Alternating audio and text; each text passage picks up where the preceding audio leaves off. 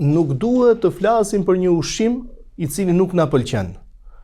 Pra, mund të jetë me krip pak, mund të jetë me krip shumë, mund të jetë me erza, mund të jetë domethënë me djegës, e gjëra të kësaj natyre, gjëra që ndoshta nuk të pëlqen, preferencat janë personale, mund të kërkosh një ushqim të dytë, të kërkosh të ushqesh me diçka tjetër, por as se si të flasësh për ushqimin.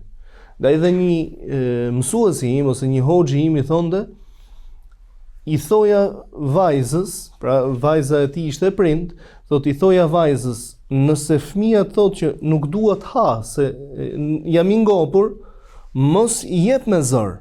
Por nëse fëmia thotë që nuk dua të ha këtë, atëherë duhet t'ia japësh që mos të mësohet në jetën e tij, domethënë që këtë se dua, dhe bëhet vazhdimisht vetëm personi i cili do të flasë për ushqimin. Aisha radhiyallahu anha na tregon dhe thotë se ai pejgamberi alayhi salatu wasalam kur një ushqim nuk e preferonte, nuk fliste për to.